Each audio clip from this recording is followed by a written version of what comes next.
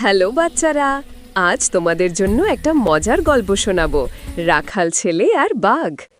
এক ছিল ছোট্ট একটা ছেলে, নাম তার রোহান। সে প্রতিদিন সকালে গরুগুলো নিয়ে যেত গ্রামের পাশের জঙ্গলে। সেখানে সে গরু চড়াতো, বাঁশি বাজাতো, পাখির গান শুনতো, কি যে মজা লাগতো।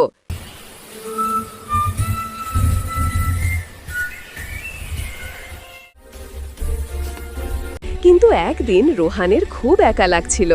সে ভাবল, আচ্ছা, আজ একটু মজা করা যাক। তাই হঠাৎ চেঁচিয়ে উঠল, বাঘ, বাঘ এসেছে, বাঁচাও! Tiger! Tiger! Help! Help! গ্রামের লোকেরা লাঠি নিয়ে দৌড়ে এলো।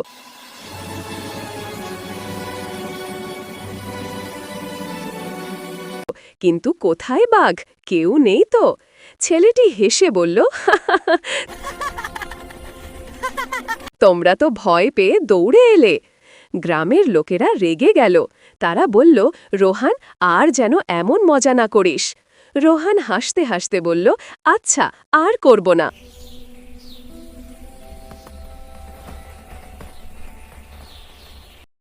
তার কিছুদিন পরে রোহান আবার গ্রামবাসীদের বোকা বানানোর জন্য চিন্তা করে।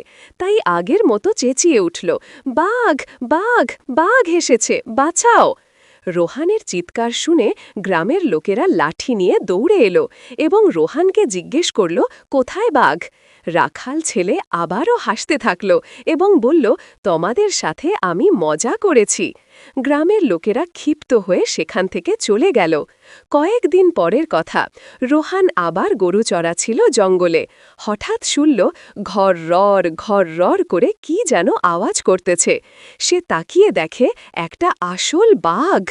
বাঘের চোখ লাল, দাঁত ধারালো।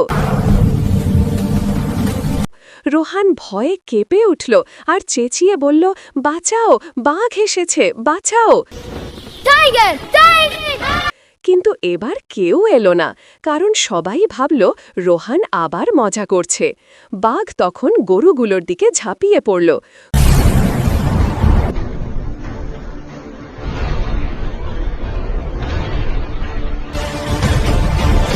গরুগুলো বাঁচতে এদিক ওদিক ছোটাছুটি করতে লাগল। রোহান চিৎকার করতে লাগল, কাঁদতে লাগল, কিন্তু কিছুই করার ছিল না।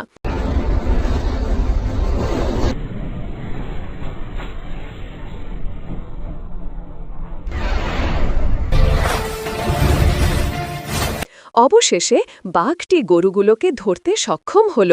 বাঘটা গরুগুলোকে খেয়ে সেখান থেকে চলে যাবার পর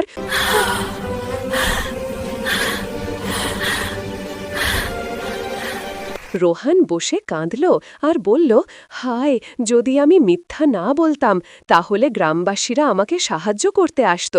সেদিন সে একটা বড় শিক্ষা পেল, মিথ্যা বললে কেউ বিশ্বাস করে না।